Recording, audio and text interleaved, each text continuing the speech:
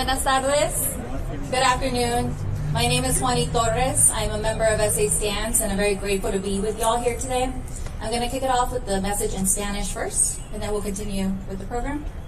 Buenas tardes. Mi nombre es Juanita Torres y soy parte de la organización SA Stance aquí en San Antonio, Texas. Estamos presentes hoy para seguir alzando la voz y la atención sobre las injusticias y condiciones inhumanas por las que nuestra comunidad inmigrante está pasando. En esta conferencia de prensa escucharemos los comentarios de varios representantes locales y nacionales, incluyendo los de nuestro congresista Joaquín Castro, que acaba de visitar el centro de detenciones en Dilley.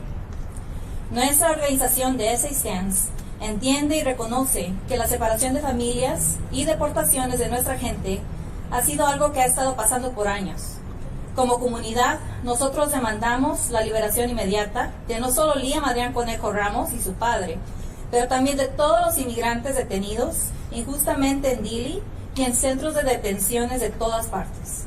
También demandamos que paren las deportaciones injustas y anticonstitucionales que están ocurriendo en nuestras comunidades por todo el país, que nuestro Congreso pare de financiar a los agentes de ICE y sus crímenes, y que de nuestro condado de Béjar siga financiando el fondo legal de recursos para migrantes que tenga representación legal justa en las cortes del condado de Béjar. Con esto voy a traer a mi compañera Aline Miranda para continuar en inglés. Hi everyone, my name is Ali Miranda and I am a member of SA Stands. SA Stands is a coalition of organizations and individuals across San Antonio and Béjar County working to defend the rights, freedom, and safety of all immigrant communities. For over 7 years, across multiple administrations, this coalition has organized, mobilized, and demanded transparency, accountability, and justice. We're here today because what is happening right now is unacceptable and inhumane. ICE is targeting our communities at courthouses, in our neighborhoods, and even in our schools. On Tuesday, January 20th, Liam Ramos, a 5-year-old child, was taken by federal agents along with his father, Adrián Alexander Conejo Ramos, in their own driveway after Liam returned from school. Liam and his father were quickly transferred to the Dilley Detention Center. Dilley is one of the only family detention centers in the entire United States, and it's here in Texas, 1 hour from San Antonio. In addition to Dilley, there are ICE facilities at Pearsall and Cairns, where community members are detained and separated from their families. Unfortunately, Liam is not the first child detained, and it's not the only one currently being held. For years, families have been detained in indeterminate periods of time, forced to live in unsanitary conditions with limited access to healthcare, unsafe water, and expired food.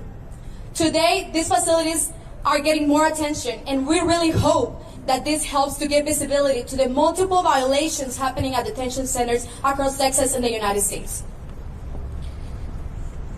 Right now, eyes are on the national spotlight, but we want to also bring the spotlight to Bexar County. Bexar County is one of the counties with the highest number of ICE detainers in Texas. San Antonio now ranks 9th in the country for the highest number of ICE arrests. Our city has also become one of the worst places in the nation for immigration courthouse arrests, with nearly 100 arrests in just 3 months, including 12 children. ICE Pearsall facility held the 5th highest number of immigrants so far in fiscal year 2026, averaging 1,732 per day. Our demands as SA Stands are the immediate release of Liam and his father and the reunification of all families impacted by immigration detention, an immediate end to family detention at Dilley and all detention facilities, an immediate end to unlawful deportations. We demand all funds being sent to ICE for these heinous enforcement actions be ceased immediately. And we want the renewal of the Immigrant Legal Defense Fund here in Bexar County, so families have access to legal representation and due process. With this, I turn it over to Congressman Joaquín Castro. Thank you. Good afternoon, everyone. I'm Joaquín Castro and very proud to represent our hometown of San Antonio. And this afternoon, myself and Jasmine Crockett, Congresswoman from Dallas, along with members of our staff, had a chance to go inspect the Dilley Detention Center in Dilley, Texas, and visit with Liam Ramos and his father, as well as hundreds of other detainees in that facility. Liam Ramos should be released immediately.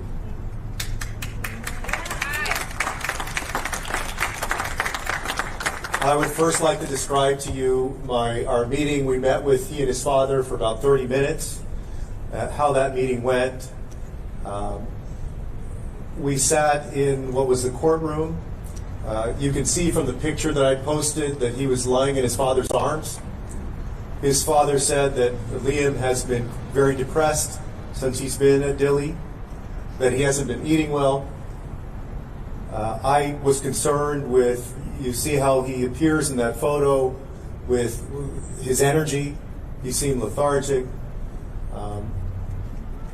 His father said that Liam has been sleeping a lot, that he's been asking about his family, his mom, and his classmates, and saying that he wants to go be back in school with his classmates. He's asked about his backpack and his cap that he was wearing when they picked him up in Minnesota. I let him know that his school and his community, his family, and our country love him and we're praying for him. I told them that we would do everything that we could to get him out of there. Right. I demanded from ICE that they release him. I told them that most of America wants Liam released and that he should really be released immediately. But the sad tragedy of all of this is that Liam is emblematic of the inhumanity of our detention system and ICE operations.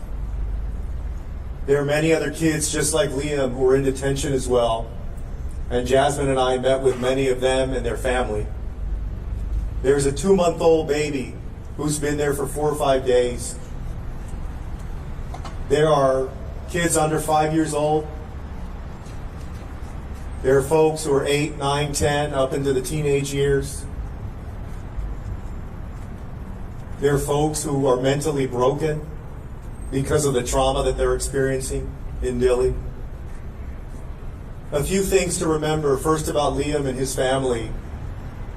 They came to the United States legally. They had permission to wait for their asylum case to be processed here through the CBP-1 app. When people talk about an orderly and efficient immigration system, they followed the rules. The second thing is that there are no criminals at Dilley. Donald Trump talked about arresting, in his own words, criminal illegal aliens. You don't go to Dilley, a facility that right now has 1,100 people in it, if you've committed a crime. All of those people suffering there and languishing there in that trauma, in that uncertainty because ICE won't tell them sometimes when their next court date is. ICE won't tell them what's going to happen to them. None of those people has committed a crime. And so I would ask President Trump, who himself has grandkids who are of the age, I know, young, of some of the kids that we met with today, to think about what it would be like if his grandkids were behind bars or in this kind of prison. The trauma and the impact that it would have on them. And for Stephen Miller, who is a father himself with young kids, like myself, I have a 12-year-old, a 10-year-old, and a 3.5-year-old. If you're going to be an architect of this kind of viciousness and brutality and inhumanity, then you should have the guts to go to these facilities like Dilley and sit face to face, eye to eye with these kids and tell them why you believe they belong there. I believe that we should disband ICE. I support the impeachment of Kristi Noem. And I don't believe the Senate or the House or Congress should give another dime to ICE in this appropriations bill. With that, I would like to introduce an incredible colleague of mine who represents part of the city of Dallas, who served in the Texas legislature before, just as I did. That's my colleague, Congressman Crockett.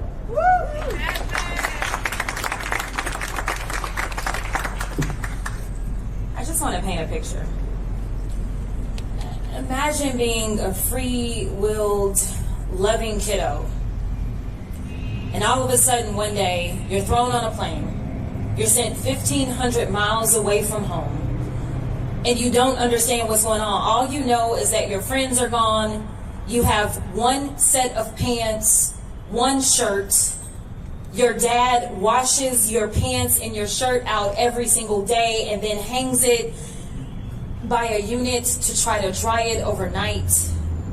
You don't have your mom, who is currently 4 months pregnant with your sibling. And frankly, at this point in time, you've gotten depressed to the extent that you've stopped eating. This is the story of Liam. The sad reality of what we found when we went to Dilley was that Liam was not the only one. You have so many mothers in this facility. They didn't care about themselves. I'm going to be perfectly honest. They were concerned about their children. We heard the same story over and over and over about how they were depressed, about how they weren't eating, about how children were throwing up. We went into a housing facility because I don't know that they were really trying to take us into one, but we went, and there was an area that was almost set up like a kids' play area. And we walked in, and as soon as we walked in, everyone kind of flooded towards us. And at some point in time, it seems like they told us that they were actually educating these kids. And the kids were like, no, we're not in school. We're not getting anything. And so my staffer is like, what's up? Because y'all told us they were getting this. They reopened this facility that had been shuttered under the Biden-Harris administration. They reopened this facility back in April of last year. They continue to house children there. And they are not getting any education. Their education is being thwarted. And then when pressed about it, they said, well, we're working on it. And I said, well, what exactly are you doing? They said, well, we're going to get some packets in here. And I said, what are the packets going to do? Are you going to have teachers? Well, we have somebody that has an educational background. Listen, I did criminal defense work, y'all. I'm here to tell you that the treatment that these people are suffering under right now is worse than those that are accused and sometimes even convicted of crimes. That's how bad it is. So people wonder, like, why is it that people are outraged? Why is it that the people in Minneapolis have taken to the streets? Because they are kidnapping their neighbors. We know that Trump lied. We know that all he does is lie. Because the first thing I wanted to know was, how many criminal convictions do y'all have? How bad are these folks? Oh, no. You can't be here and have a record. Y'all, I can't tell you how many innocent, precious children we talk to. We talked to a 16-year-old, and one of my staffers says, man, the level of maturity on that kid. That kid had about 4 younger siblings and his mom. They had been there for 8 months. When we walked in, they gave us a packet, and it said the average detention time was 28 days. We didn't meet anybody who had been there for less than probably 2 months. This is not right. And when I asked the person that is over the attorneys that are there to represent the government, I asked them, I said, what is happening?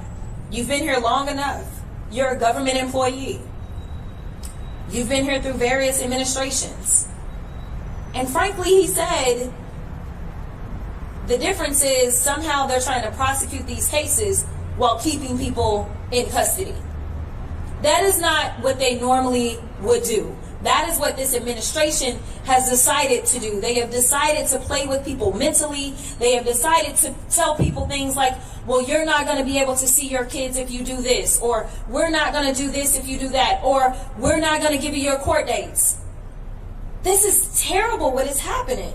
And I really don't know what it's going to take for there to be a wake-up call in this country, but I am here to tell you that we are supposed to be better than this. We talk to people that are saying, you know what, I'm from Cuba, as one woman said, And she was crying profusely saying, and they are sending me to Ecuador. What are we doing? So I'm here standing with my colleague because no, we won't fund this nonsense. We both voted no on that bill. We are asking our colleagues in the Senate to do their part. Stand up for people. Stand up and show them what humanity looks like. We know this administration doesn't care about us, but frankly, when people literally are talking about the water that they are drinking is not safe, if you allow this to continue to happen, then you are complicit. We have to do our part as the legislative branch. We have the power of the purse, not the president. It is time for us to flex our power. So thank you so much for being here. I am now going to turn it over to my colleague who leads up the Congressional Progressive Caucus and is representing a portion of San Antonio as well as Austin. Greg Casar. Thank you, Congresswoman, and thank you so much for being down here and visiting Dili. And of course, thank you to my colleague, Congressman Castro. I'm Greg Casara. I'm proud to represent the ground we stand on in San Antonio as long as they'll let me. Quiero que la gente aquí en San Antonio sepa que estamos aquí luchando para la liberación de Liam Ramos. Estamos aquí luchando para sacar a ICE de nuestras calles, de nuestras cortes, y diciéndole a nuestro gobierno que queremos que el gobierno federal se enfoque en nuestra seguridad y bienestar, no en separar a nuestras familias. Estamos aquí para liberar a Liam Ramos. Punto y fin. Today we say with one voice, free Liam Ramos. Free Liam Ramos. Donald Trump ran for the presidency, saying he was going to go after, quote, the worst of the worst. Today, he is holding a 5-year-old in a prison. Last year, they arrested 3,800 minors. You've seen the picture. A small child, Spider-Man backpack, scared and alone, used as bait by federal agents. Whatever your politics, I'd ask you to stop for a moment and imagine that that's your child, your little boy or little girl. That should break the heart of every American.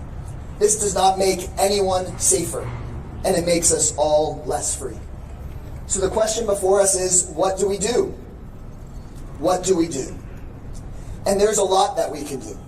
Share these stories. Talk to everyone you know about how what the president is saying is a lie. You've seen it before your very eyes.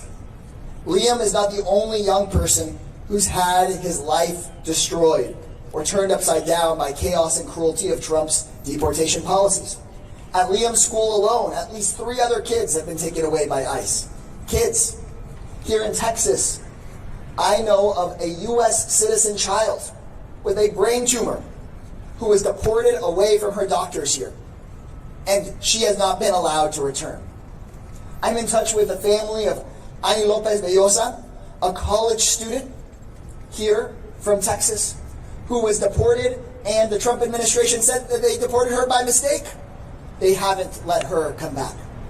We cannot rest until Liam Ramos is released, until these families are brought back home, and of course until we have justice for Renee Good, Alex Preddy, and everyone else that has faced these devastating policies. The chaos has to end, and the cruelty has to end. Something else we have to do is to get organized, know our rights, and speak up, and demand immediate change in Washington, D.C. We can't just wait until the next election.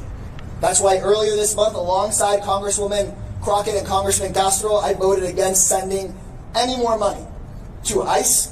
And now we need Senate Democrats to stand strong and demand an immediate end to these mass deportation policies that put us here in the first place.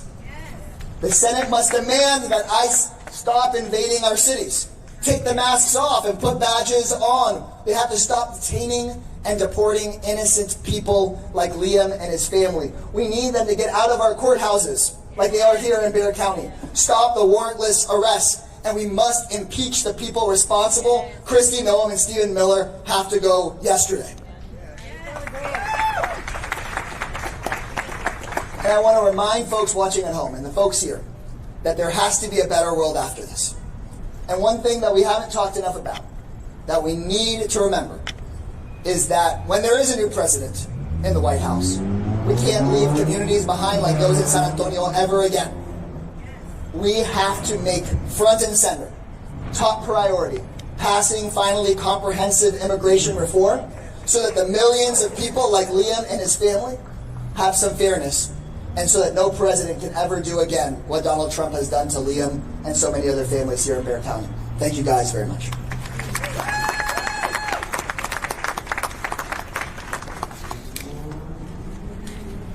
And I'm passing it along to somebody, but their name is hiding under my folder. Dear colleague and friend, I'm proud to call up State Representative Gina Hinojosa.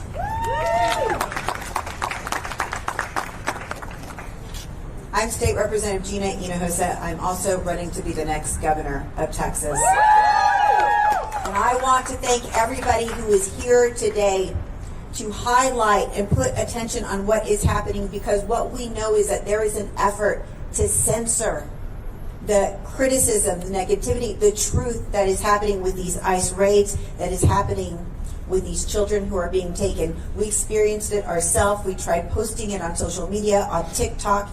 We were shadow banned from posting criticism of ICE. That's why it is so important we're here to speak out. First, I want to speak to the fear that people are experiencing back home.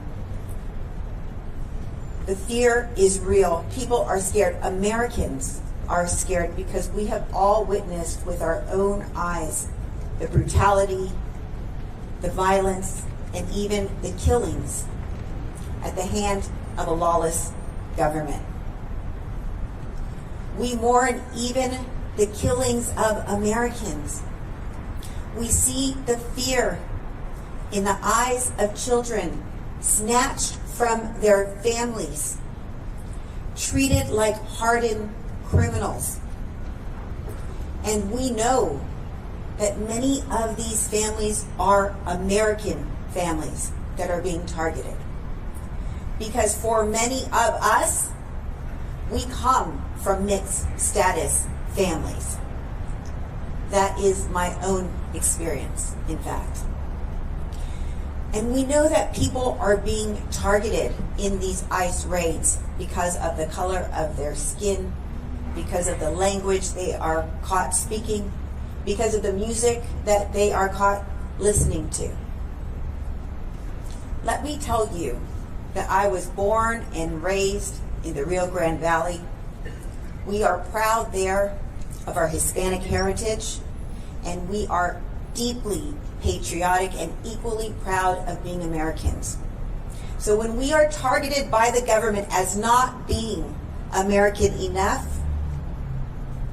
it is deeply hurtful.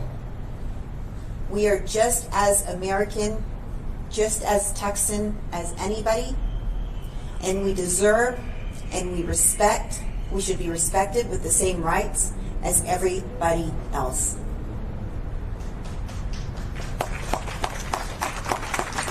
We should all be asking, why is this happening? There is a saying that's gotten popular, the cruelty is the point. I don't believe that anymore. What I think is happening is the cruelty is the mask to hide the corruption that is driving this system. See, last year, these private prisons started getting these contracts to hold people taken by ICE. Now they're all going to private prisons. These places are operated by private prisons. There are really only two in the whole country. One is Geo Group, one is CoreCivic. CoreCivic is the largest owner of real estate, private real estate, that the government uses.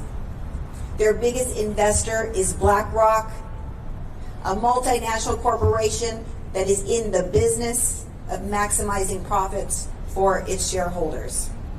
Those profits, by the way, are 100% paid by the taxpayer.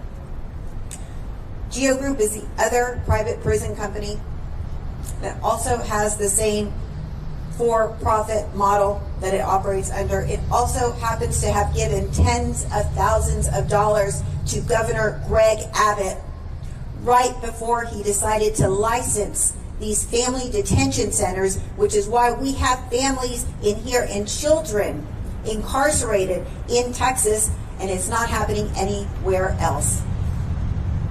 That is the corrupt reality that we live in Texas and in America. People ask all the time, what can I do? What do we do? The answer is that you are already doing it. We are already doing it. By refusing to believe the lies coming from a lawless government, by refusing to stay silent, by refusing to stay home even when it is scary and the fear is real.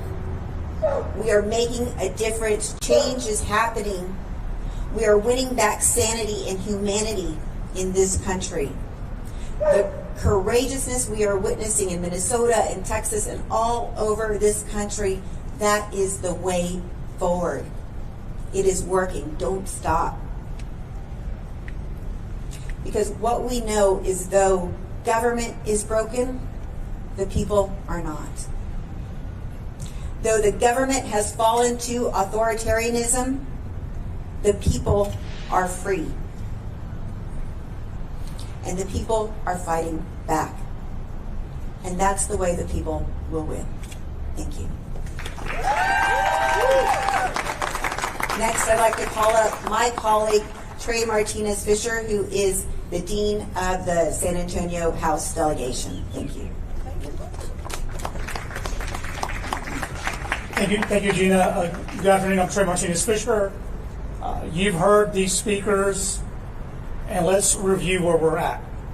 In the last 48 hours, Senator Ted Cruz told the president, you're losing the narrative on immigration, change up the language, we're losing credibility. We have a governor of this state who has now said we need to recalibrate the tactics of Minnesota, which I think is rich, coming from a governor who put barbed wire on the border, buoys in the water, and now oversees a police force that is shooting tear gas into crowds of peaceful protesters, many of them from a church.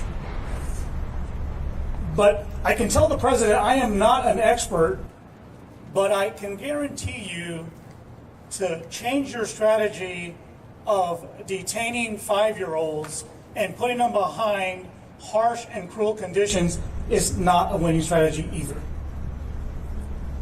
And it is up to us, all of us, because we know where Dilley is, and we know that every migrant who comes through on their way to Dilley passes our community. We know about Liam coming through San Antonio. We know about young Genesis, a 5-year-old girl who was picked up in Austin, stayed in a San Antonio hotel before she went to Dilley. And so that puts all of us on alert. And for San Antonians, this is not the fight we have asked for, but this is the fight that we need to finish. And we have a very rich history, and we have credibility in being in these spaces and standing up for our community. Let me remind you that Texas has the largest African American population in the country. We have one of the largest Latino populations in the country. And when we needed a state observed holiday for MLK, San Antonio civil rights leaders organized that in Austin. When Latinos felt like they needed a helping hand, the founding of LULAC, the founding of MALDEF, the founding of the American GI Forum has deep roots in this community. Folks, this is who we are.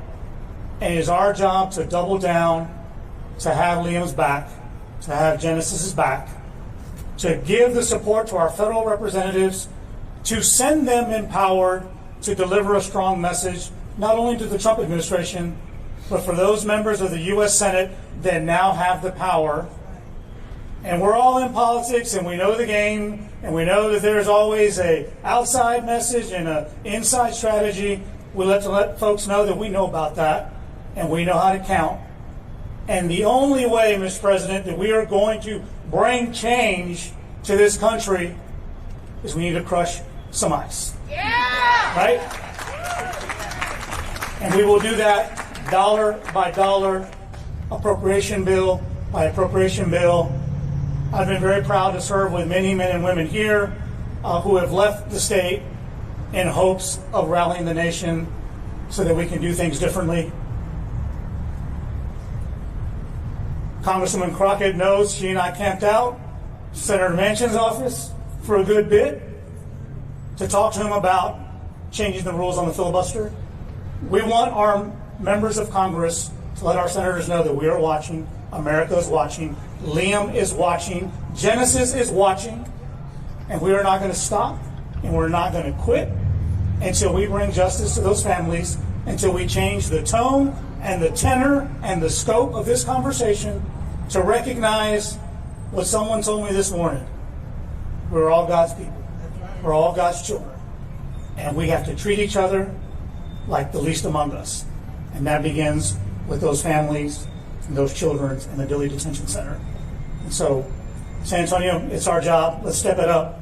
I now want to bring up my colleague. This is the district that we are in, and is represented by Representative Diego Bernal.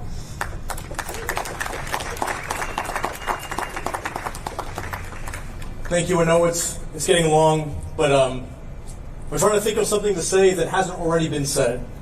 So let me give you a couple. First, Ice melts in Texas! ice melts in Texas. First, I want to thank all of the people who are behind me for their presence and for their courage, and especially Congressman Castro for leading this nationwide. This is not an easy job, and being the father of a young child myself, I know it is an impossible task to keep a straight face and not be angry and to stay composed. That is almost impossible. And so I want to direct some of that anger not just towards Trump, who is not a king, barely a president, but also to one of his biggest accomplices, and that is Governor Greg Abbott. Greg Abbott wants nothing more than to get an attaboy and a pat on the head from Donald Trump. And in fact, the world we're living in now is something that Abbott has aspired to for a long time. Some of my colleagues may remember SB 4, the original Show Me Your Papers bill that would allow local law enforcement on site to check people's immigration status. And remember, during that debate, we offered amendments that said you shouldn't be able to go into a school to do this. They voted it down. You shouldn't be able to go into a church to do this, and they voted it down. You shouldn't be able to go into a domestic violence shelter, and they voted it down. This is what they want, and they finally got it. You know, what's really interesting to me is that, and follow this if you can, Greg Abbott opposes red flag laws. And he says so because he's concerned about the due process rights of the gun owner. And yet, he has no concern for the lack of due process of Liam and everyone else there. On top of that, How do you feel about your president raping 12-year-olds? all right, so release Liam, release the families, release these political prisoners, and my boy, release the Epstein files. Thank you very much.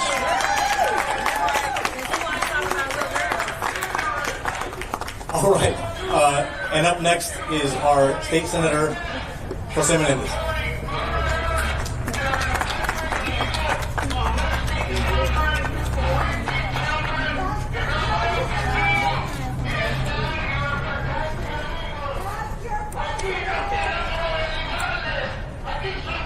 So, for the Spanish media,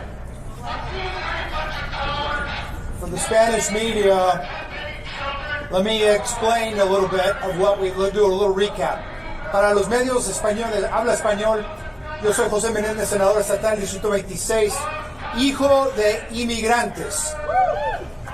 And just like it's been said, como se ha dicho, estas personas que tienen arrestados son gente que llegaron aquí legalmente, entraron legalmente. Este señor no sabe ni lo que habla. These are people who came through the system legally. We are talking about people, children and women, who are being detained without their human rights and their civil rights. We're not talking about anybody that has any kind of criminal complaint whatsoever. No hay ningún criminal, cero, en Dili, ni en Pearsall, ni en Carnes, cero. Son gente, niños, familias, señoras que no tienen a sus familias. Esto es un abuso de los derechos civiles y humanos de estas personas. Y por eso, los latinos, todos que escuchen esto, tienen que salir. No podemos tenerles.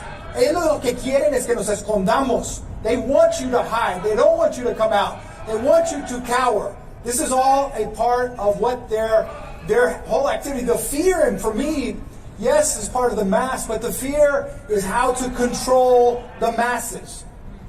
That's why being out here is already winning.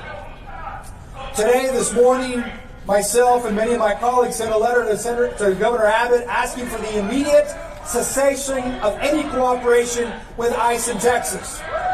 Period, the end.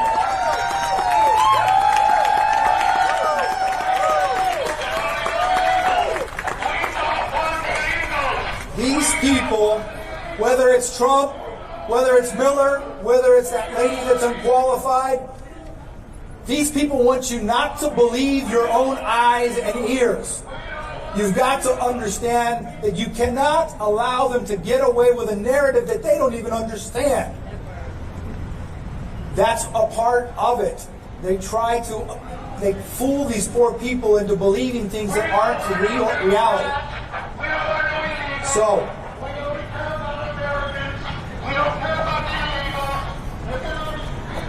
anyway,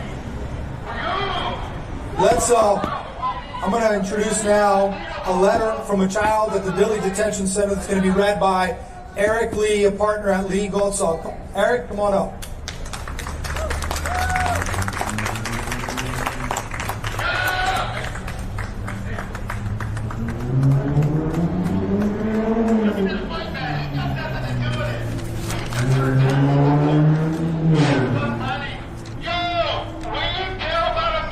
This is a letter that a 5-year-old, Keep going.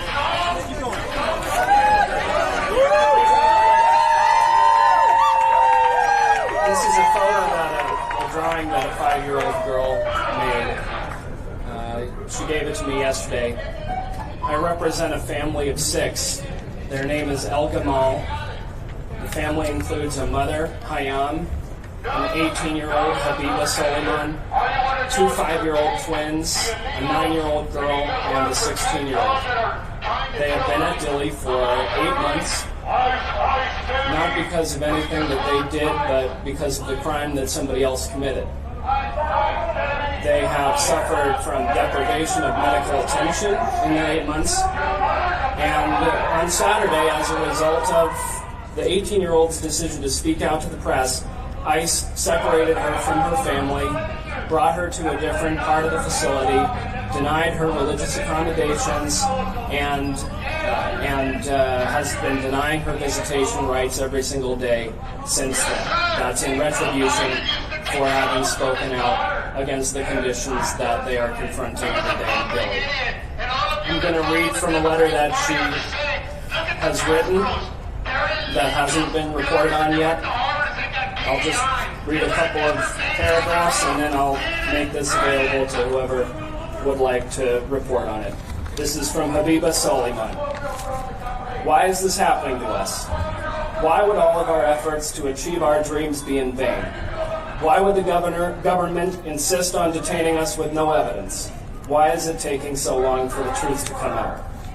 Those are the questions that we have been trying to find an answer to for these last 8 months, but we have unfortunately failed. The family's bond was denied last week by an immigration judge, in part because insufficient assets and insufficient property. The judge made that decision for each child individually. What kind of property does a 5-year-old need to have to be deemed not a flight risk to get out on bond? How many toys? How many pieces of candy? And that's the immigration system. Habiba continues. 2 days after the bond was denied, I was separated from my family, as if what we have been through wasn't enough. I will never forget the look of fear and helplessness on my mother's face as she watched me being taken away and couldn't do anything to prevent it. After we heard the immigration judge's decision, and after we realized that we will be detained for who knows how long, our strength and will hit the rock bottom. Just as we were trying to process everything, we were separated. And at that moment, everything that we had left was completely shattered. I urge everyone to look at the evidence of our innocence to see how unfairly we have been treated by this government. However, we are still hoping that the process will play out well in the end. We still have full belief in the justice system. We know that the truth will come out soon. Me and my family dream of the day that we will get out. Ramadan is coming and we will be fasting. I can't even imagine spending it in a detention facility, let alone away from my family. When will our punishment end? When will we be free? No family should ever be separated or have to stay detained for months. So, to conclude, we, in addition to calling for the release of the young boy from Minneapolis, I urge everybody to follow the case of the El Gamal family and their 5 children, including the twins who have been detained for up to about 20% of their lives. Thank you very much. And next is Tori Salas, Coordinating Director with the Interfaith Welcome Coalition. Thank you.